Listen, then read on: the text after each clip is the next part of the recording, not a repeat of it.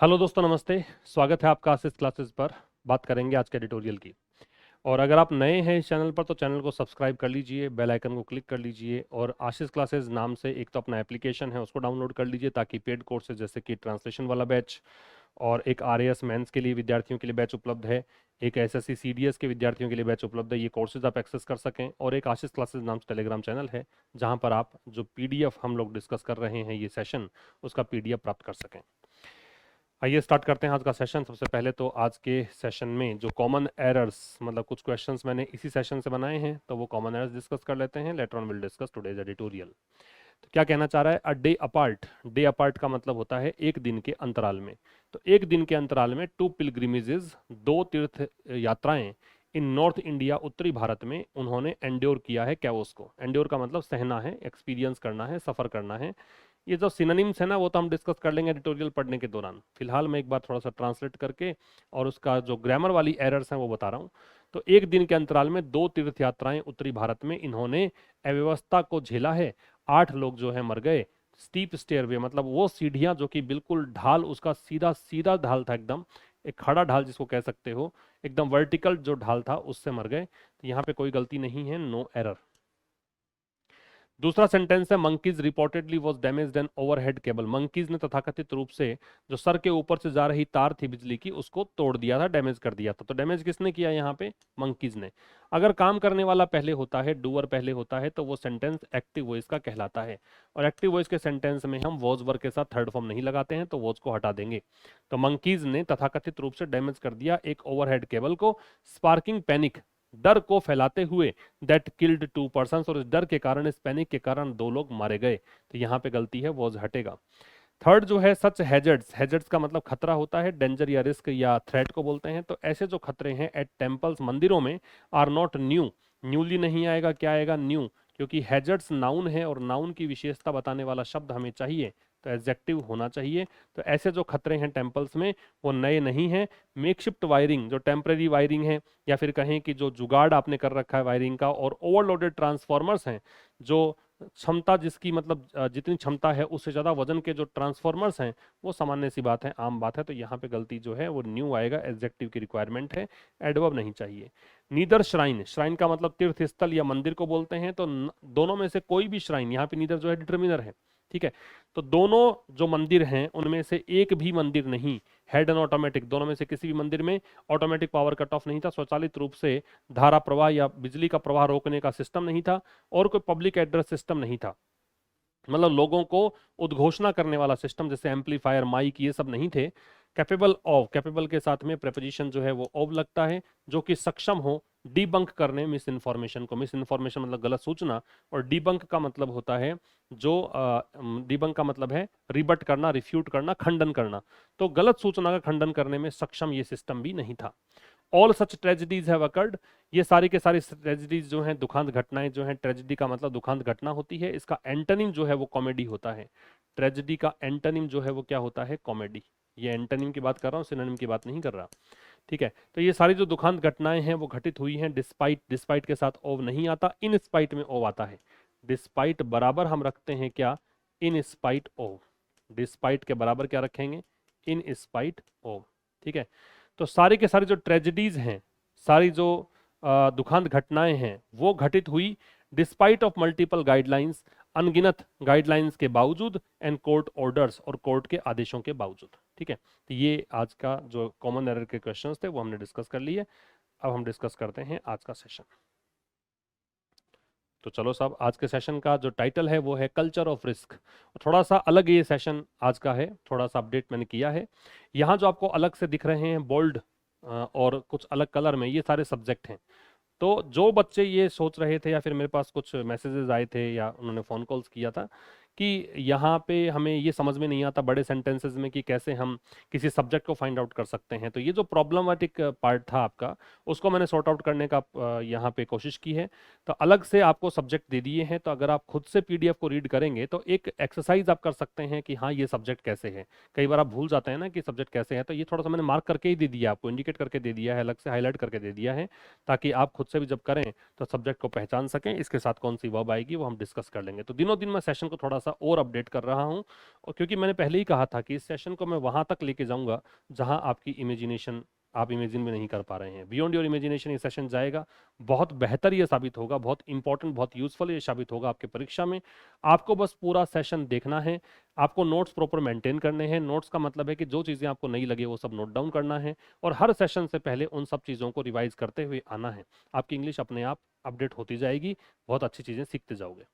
तो सब टाइटल जो है इसका वो है कल्चर ऑफ रिस्क। कल्चर का मतलब होता है संस्कृति, और रिस्क का मतलब खतरा है। तो रिस्क के सिनोनिम्स जो है वो डेंजर होता है, या इसको आप हैजर्ड कह सकते हैं, या इसको आप थ्रेट कह सकते हैं।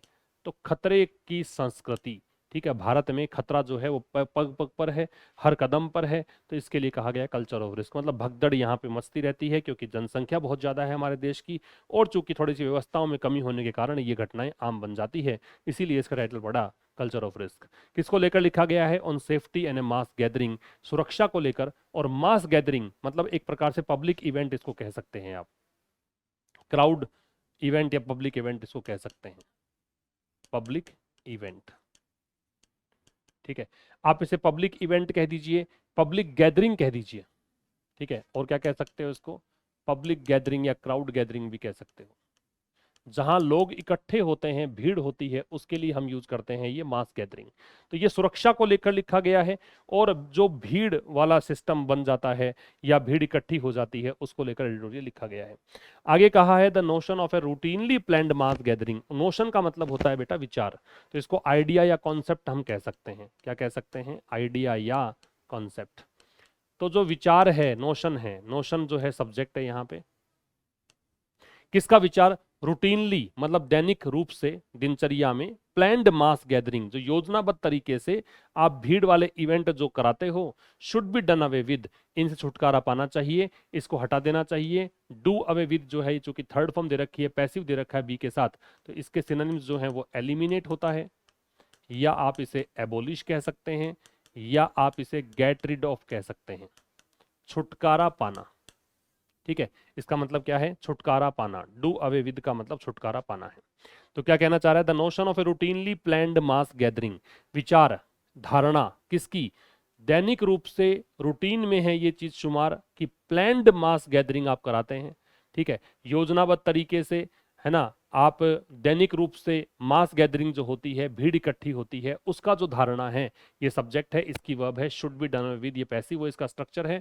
इसको एलिमिनेट कर देना चाहिए, इसको हटा देना चाहिए, इससे अब छुटकारा पा लेना चाहिए, ये मतलब है। क्लियर है? आगे क्या दे रखा है? A day apart. A day apart का मतलब है एक दिन के अंतराल से, है ना, जहां पे एक दिन बीच में आ जाए, इसको बोलते हैं हम क्या? मतलब a day apart, one day between separate, मतलब सेपरेटेड बाय वन डे यूं कह सकते हो, सेपरेटेड बाय वन डे, जिसमें एक दिन बीच में पड़ता है, उसको बोलते हैं हम क्या? A day apart. तो एक दिन के अंतराल में टू पिलग्रिमेजेस, दो तीर्थ यात्राएं, ये सब्जेक्ट है अब, है ना, अलग से हाईलाइट कर रखा है, बोल्ड कर रखा है। दो पिलग्रिमेजेस। अब पिलग्रिमेज को क्या बोलेंगे आप इंग्लिश में? रिलीजियस जर्नी कह सकते हो, धार्मिक यात्राएं कह सकते हो, तीर्थ यात्राएं कह सकते हो, रिलीजियस जर्नीज। ठीक है, तो एक दिन के अंतराल में दो तीर्थ यात्राएं इन नॉर्थ इंडिया, उत्तरी भारत में, इन्होंने, अब ये टू पिलग्रिमेजेस जो है वो सब्जेक्ट है, इसकी वर्ब है वो हैव एंड्योर्ड है। इसने क्या किया है? एंड्योर किया है कैओस को। कैओस यहाँ पे ऑब्जेक्ट है। कैओस का मतलब तो डिसऑर्डर है या टर्मोइल है, उथल पुथल हो, अव्यवस्था हो, उसको हम क्या बोलते हैं? कैओस। एंड्योर जो शब्द है इसका मतलब सफर होना होता है, या फिर एक्सपीरियंस करना होता है, सहना होता है, एक्सपीरियंस या सफर। ठीक है, तो एक दिन के अंतराल में दो तीर्थ यात्राओं ने, और उत्तरी भारत में हुई है, ये एडवर्ब है, ये प्लेस बता रहा है।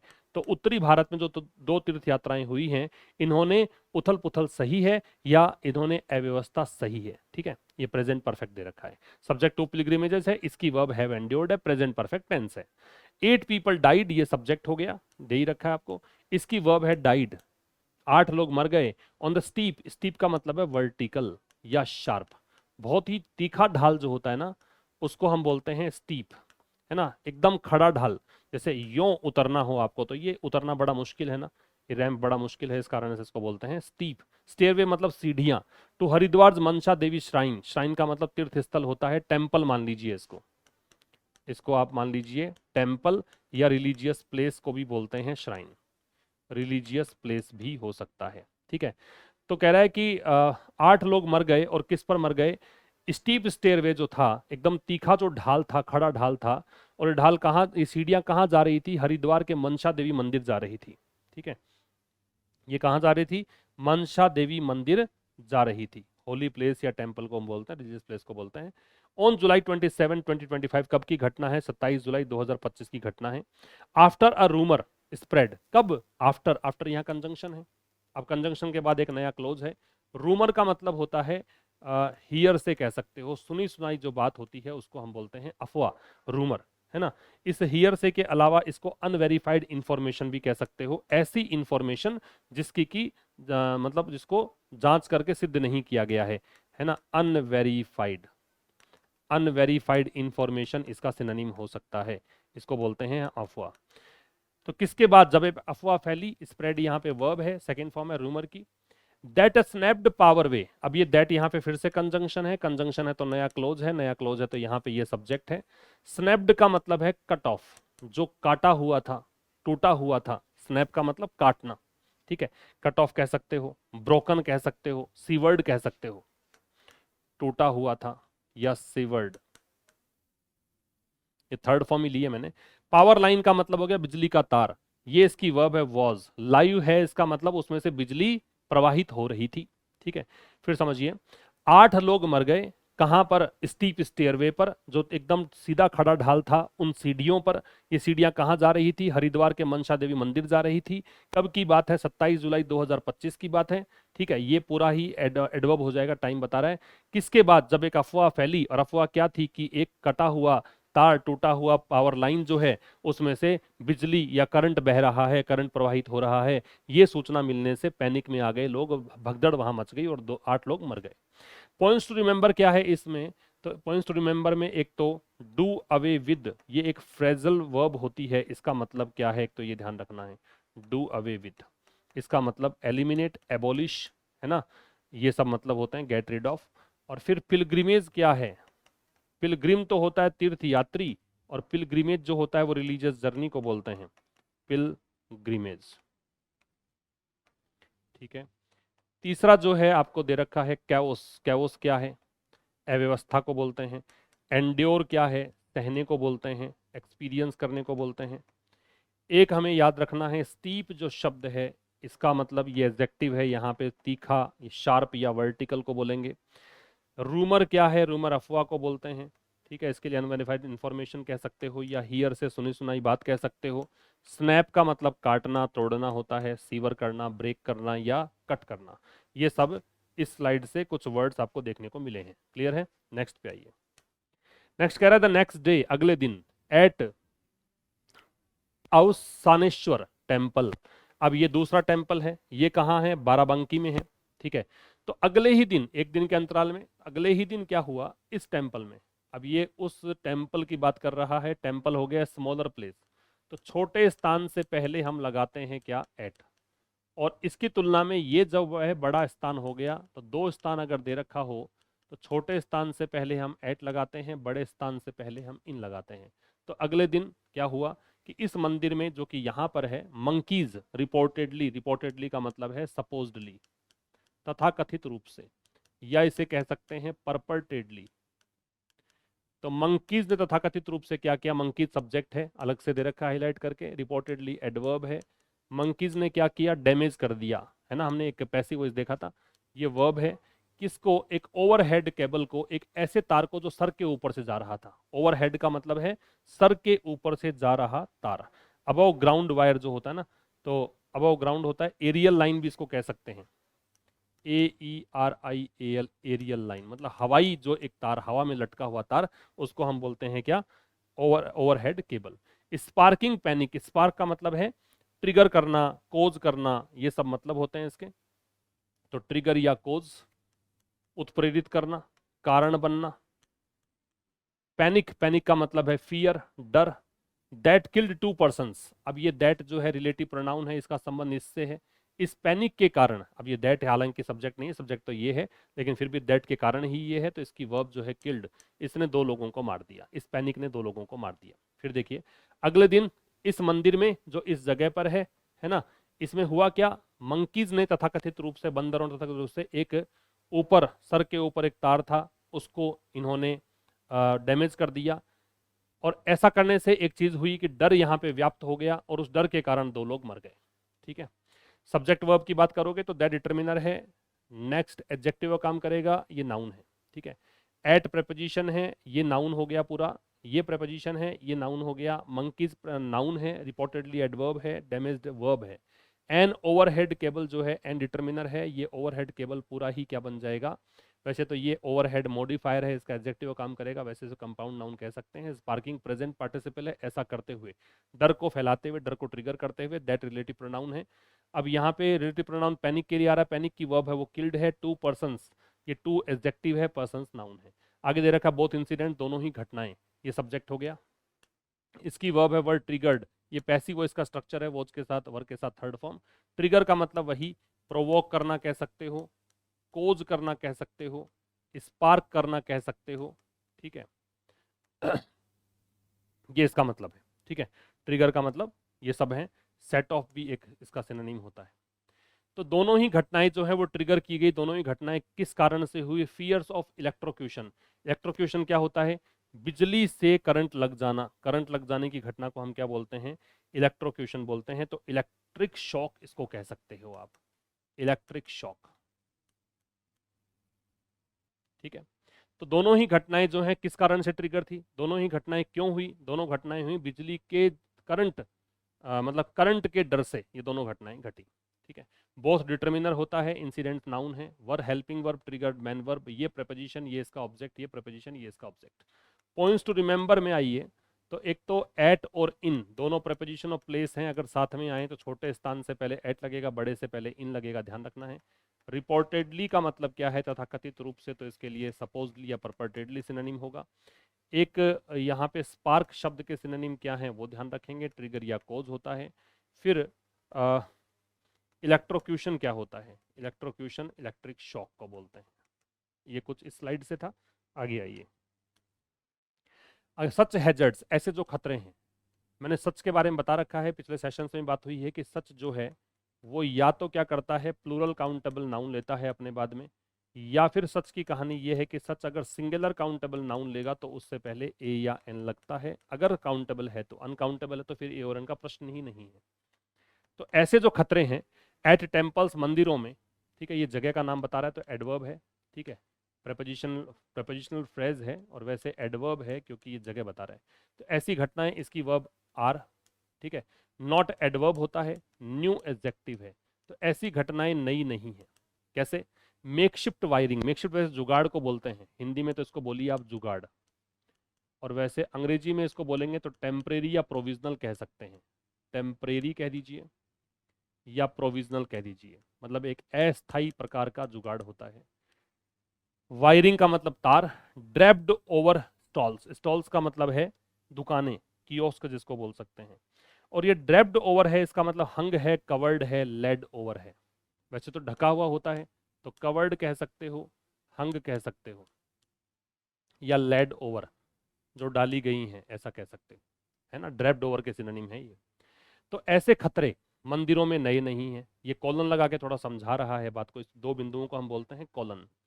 Makeshift wiring draped over stalls, कि जो टेम्परेरी जो वायरिंग है, अस्थाई जो तार टंगे हुए हैं स्टॉल्स के ऊपर, दुकानों के ऊपर से जा रहे हैं।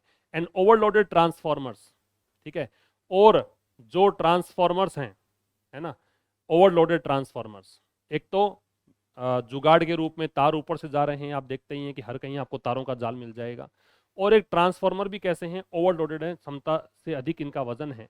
आर कॉमन साइट्स, ये जो चीज़ें हैं, अब मैंने ये सब आपको मैंने हाईलाइट नहीं किया, माफ़ी चाहता हूँ इसके लिए, ये मुझे ध्यान में नहीं आया, अनदेखा मैंने किसको कर दिया। मेक शिफ्ट वायरिंग, एक तो ये सब्जेक्ट है, एक ये है, ये दोनों मिलकर बना रहे हैं वर्ब आर। ये कॉमन साइट्स हैं, ये एक सामान्य दृश्य हैं, ठीक है, ये व्यू पॉइंट्स हैं एट मेलाज, मेले में ये देखने को मिल जाएंगे आपको। ठीक है। तो कह रहा है कि ऐसे खतरे कुछ नए नहीं हैं। आप देखेंगे कि स्टॉल्स के ऊपर से कियोस्क जो हैं, जो भी दुकानें वगैरह हैं, उनके ऊपर से तारों का जाल देखने को मिलेगा, ऑल लोडेड ट्रांसफॉर्मर्स देखने को मिलेंगे। ये कॉमन साइट्स है मेले में। हाउ एवर, ये बता चुका हूं मैं, हाउ एवर कंजंक्टिव एडवर्ब होता है, हालांकि, है ना, कंजंक्टिव एडवर्ब होता है, विरोधाभासी चीजों को जोड़ने के लिए काम आता है।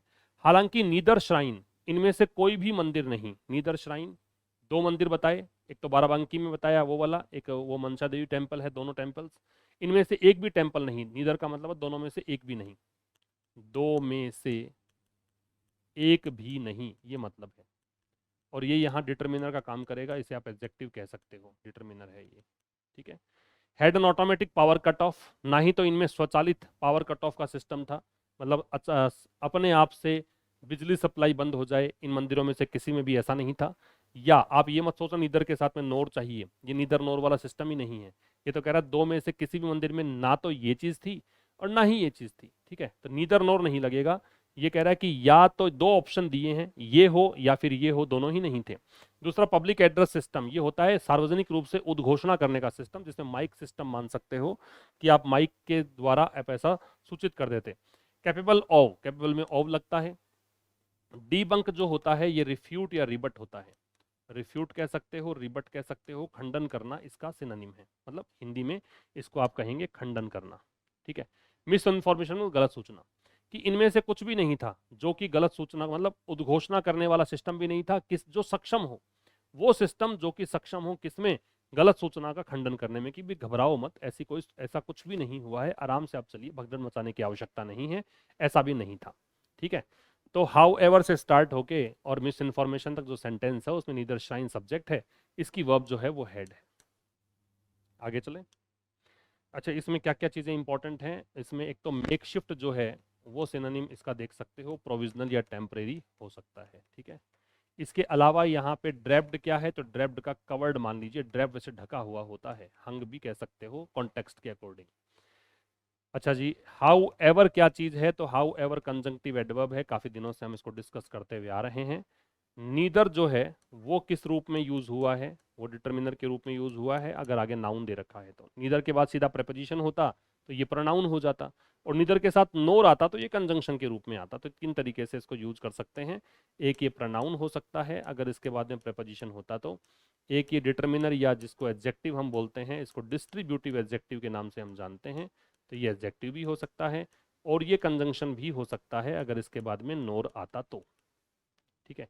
डीबंक क्या है, तो डीबंक का मतलब रिफ्यूट है, या इसको रिबट कह सकते हो, खंडन करना, ये डीबंक है।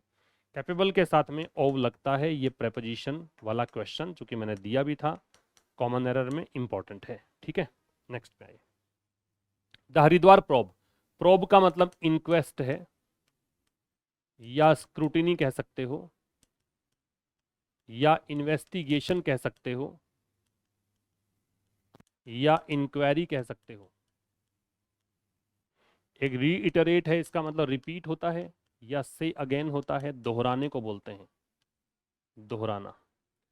तो कह रहा है कि द हरिद्वार प्रोब, जो हरिद्वार की जांच है, विल ऑलमोस्ट सर्टेनली रीइटरेट, वो लगभग निश्चित रूप से दोहराएगी ओल्डर रिकमेंडेशंस, पुराने जो सिफारिशें हैं, सच है जैसे कि अंडरग्राउंड केबलिंग, पहले भी ऐसे घटनाएं घटी, तो पूछा कि क्या करें कि ऐसी घटनाएं ना घटे, तो बताया कि केबल जो है वो अंडरग्राउंड डालिए, रियल टाइम वोल्टेज मॉनिटरिंग, और वास्तविक समय में, मतलब अभी आप देखना चाहें कि वोल्टेज कितना बह रहा है, वोल्टेज कितना चल रहा है, प्रवाहित हो रहा है, उसकी मॉनिटरिंग हो। तो मॉनिटरिंग का मतलब ऑब्जर्वेशन है, ठीक है।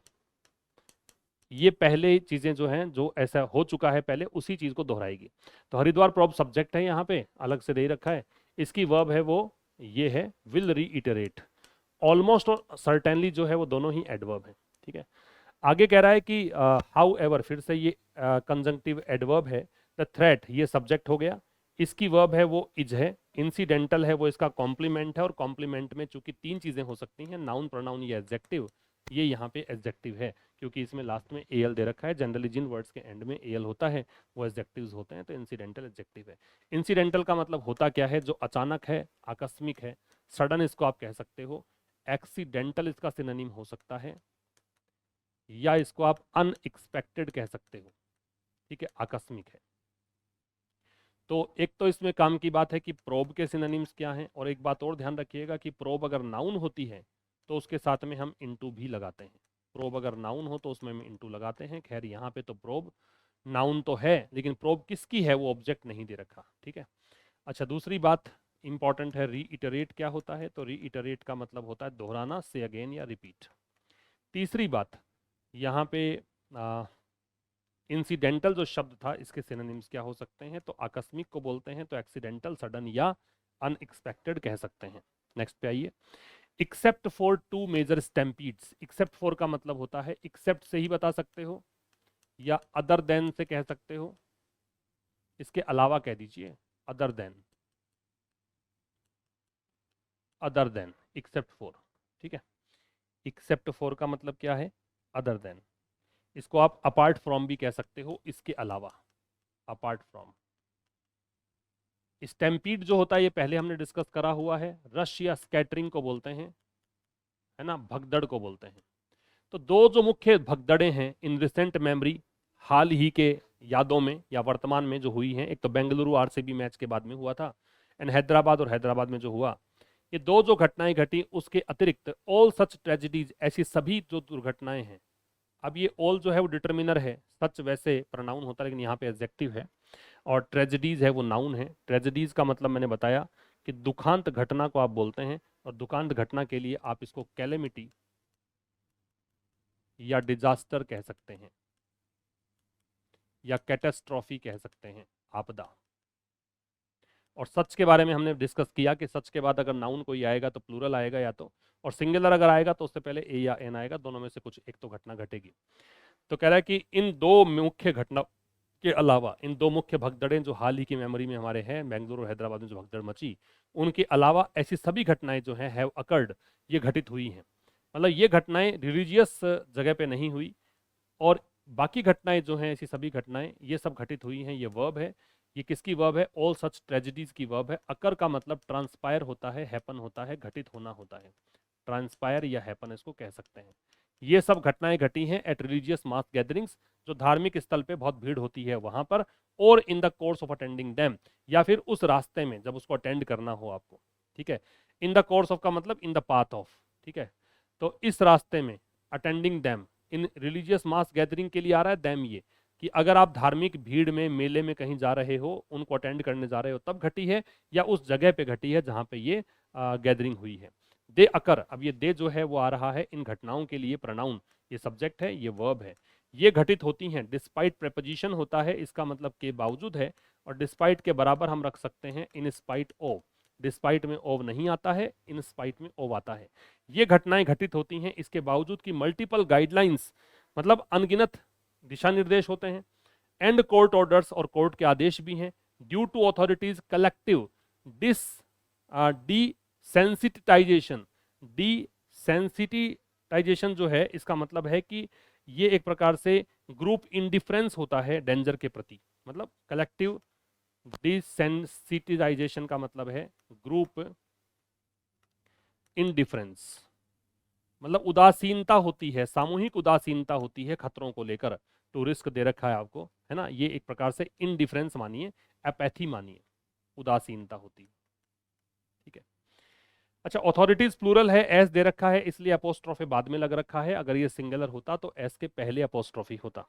तो ये घटनाएं घटती हैं, इसके बावजूद कि बहुत सारे दिशा निर्देश दिए जाते हैं, कोर्ट के आदेश भी हैं, ठीक है। ये किस कारण से होती हैं? Due to authorities collective desensitization to risk, मतलब जो एक एपैथी देखने को मिलती है कि सामूहिक रूप से खतरे के प्रति जो उदासीनता है ना, उसके कारण ये घटनाएं घटती हैं। अब यहाँ पे क्या क्या चीजें हैं, यहाँ एक्सेप्ट फॉर के सिनोनिम्स क्या हैं वो देखना है। इसके बाद में स्टैम्पीड शब्द का सिनोनिम क्या है, हालांकि पिछले सेशंस में भी हमने इसको वर्ड को डिस्कस किया है, रशिया स्कैटरिंग को बोलते हैं। इसके बाद में ट्रेजेडी शब्द है, ये दुखांत घटना को बोलते हैं, इसका एंटोनिम कॉमेडी होता है। ट्रेजेडी का मतलब क्या है? कैलेमिटी, डिजास्टर, कैटास्ट्रॉफी, ये सब। फिर इसके बाद में अकर शब्द है, इसके सिनोनिम क्या है? ट्रांसपायर या हैपन होता है। इसके बाद में डिस्पाइट बराबर इन स्पाइट ऑफ होता है, डिस्पाइट प्रेपोजिशन है, याद रखिए। अगर आगे नाउन लगती तो सीधा मतलब वर्ब लगती तो आईएनजी फॉर्म में आती, क्योंकि प्रेपोजिशन के बाद में आईएनजी फॉर्म हम लगाते हैं। ठीक है, इसके अलावा ये जो डी सेंसिटी सेंसिटाइजेशन जो दे रखा है, ये एपैथी या इंडिफरेंस को बोलते हैं।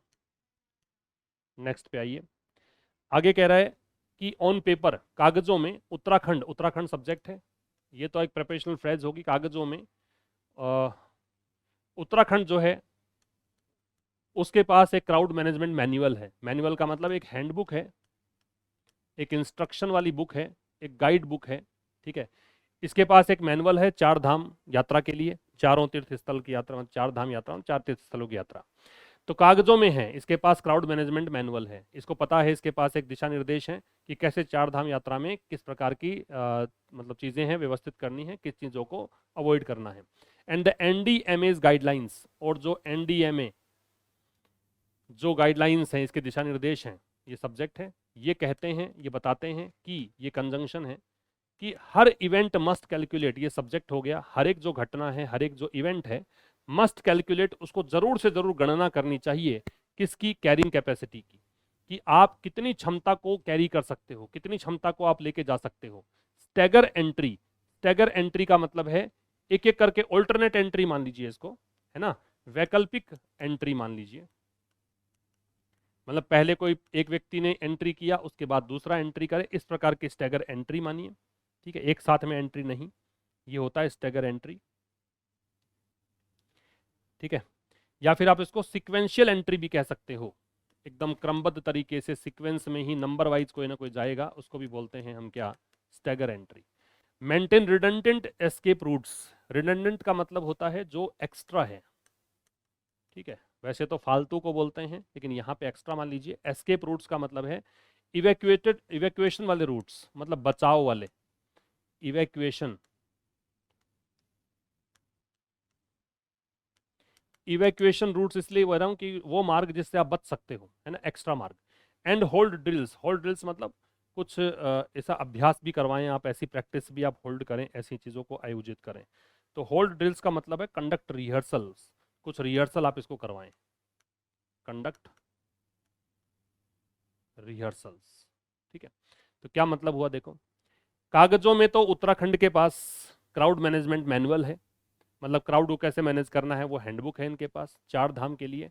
और एनडीएमए की जो गाइडलाइंस वो बताती हैं कि हर एक इवेंट को क्या करना चाहिए, हर एक इवेंट को जरूर से जरूर, मस्ट है वो ऑब्लिगेटरी स्टेटमेंट के लिए आता है, अनिवार्यता बाध्यता को बताता है कि हर एक इवेंट को जरूर से जरूर कैलकुलेट करना चाहिए कैरिंग कैपेसिटी को, कि आप कितना इस इवेंट में कितने लोगों को आप कैरी कर सकते हो, कितना उसको वहन कर सकते हो। वो एक साथ में स्टेगर एंट्री की व्यवस्था इसमें होनी चाहिए, साथ में आप रिडंडेंट एस्केप रूट्स को मेंटेन करना चाहिए। ठीक है, मतलब अ, ऐसे एस्केप रूट जिससे बच सकें, बच मतलब मान लो पैनिक की सिचुएशन अगर आ जाए तो ऐसे एक्स्ट्रा रूट खाली छोड़ दिए जिससे वो भागे तो उसमें कुछ नुकसान ना हो। और साथ में ड्रिल्स आयोजित करनी चाहिए, ये मस्ट के बाद ही जुड़ रखा है, मस्ट के बाद एक वर्ब तो ये जुड़ रखी है, मस्ट यहाँ पे हेल्पिंग वर्ब है, कैलकुलेट यहाँ पे मैन वर्ब है। एक मैन वर्ब आपकी ये है, दूसरी मैन वर्ब जो है ये must calculate carrying capacity, stagger entry, हालांकि ये मैंने पूरा ले दिया, ऑल्टरनेट एंट्री हो, एक ये मैन वर्ब दे रखी है, मेंटेन रिडंडेंट एस्केप रूट्स, और तीसरा है होल्ड ड्रिल्स, ये भी मैन वर्ब है। ठीक है, ये सब इसकी मस्ट के साथ ही जुड़ी हुई हैं, तो जरूर से जरूर ऐसा होना चाहिए, ये इसका मतलब है। ठीक है सर, आगे देखेंगे, आगे दे रखा है यट, यट यहाँ पे कंजंक्शन है, विरोधाभासी वाक्यों में यूज किया जाता है। ठीक है, अब हालांकि ये जो स्टैगर है यहाँ पे इसको भी मैन वर्ब ही मान लीजिए आप, है ना, वैसे मैंने स्टैगर एंट्री कम्युनिटिव रूप से ले लिया। वैसे स्टैगर का मतलब भी जो होता है वो यूँ कह सकते हो छोटे छोटे कदमों से धीरे धीरे मतलब चढ़ना, लड़खड़ाते हुए चलना, उसको भी हम स्टैगर कह सकते हैं। तो इसको आप अगर सीक्वेंस दे रखा है तो मैन वर्ब मान सकते हैं इसको। यट फिर भी, ये विरोधाभासी वाक्यों को जोड़ने के लिए आता है। मनसा देवी टेम्पल पर, ये जगह की बता रहा है। द स्टेयरवे, अब ये स्टेयरवे सब्जेक्ट हो गया। दैट, ये रिलेटिव प्रोनाउन है और वैसे सब्जेक्ट का काम कर रहा है। डबल्स एज का मतलब है सर्व्स एज या फंक्शंस एज, सर्व्स एज या फंक्शंस एज। ठीक है, सर्व एज या फंक्शन एज, चूंकि डबल्स कर रखा है तो मैं फंक्शंस कर देता हूं इसको। डबल इसलिए कि दोनों काम करता है, दोहरे काम करता है, इस रूप में भी काम करता है। तो स्टेयरवे मनसा देवी मंदिर में क्या है, जो सीढ़ियां हैं जो दोनों काम करती है, एंट्री के लिए भी वही सीढ़ियां, एग्जिट के लिए भी वही सीढ़ियां। अगर भक्तजन वापस दर्शन करके आएंगे तब भी उन्हीं सीढ़ियों का यूज करेंगे, और एंटर करेंगे मंदिर में तब भी उन्हीं सीढ़ियों का यूज करेंगे। वॉज यूज्ड, इस एंट्री एग्जिट को, इस स्टेयरवे को यूज किया गया, ये पैसिव वॉइस ऑफ वर्ब है, विदाउट शेड्यूलिंग, बिना किसी शेड्यूल के, बिना किसी मतलब टाइम टेबल के। And the only alternative root, और एकमात्र जो वैकल्पिक रास्ता था, ये द ओनली जो है ये इस एकमात्र बोलते हैं, ओनली से पहले अगर द लगाओगे तो एकमात्र। ऑल्टरनेटिव का मतलब है वैकल्पिक, ऑल्टरनेट अलग होता है, ऑल्टरनेट का मतलब एक छोड़कर दूसरा होता है, ऑल्टरनेटिव वैकल्पिक होता है। जो मार्ग है had much lower carrying capacity, उस वैकल्पिक मार्ग की जो कैरिंग कैपेसिटी है कि कितने लोगों को आप वहन कर सकते हो, उसकी क्षमता जो है बहुत ही कम थी, मच लोअर थी। मच याद रखिएगा, मच डिग्री कंपैरेटिव होती है, उससे पहले मच आता है। अगर डिग्री पॉजिटिव होती है तो वेरी आता है, कंपैरेटिव डिग्री होती है तो मच लगता है, ये थोड़ा सा ध्यान रखिएगा। अगर यहाँ वेरी होता तो वेरी लो होता, मच है इस कारण से लोअर है, ठीक है।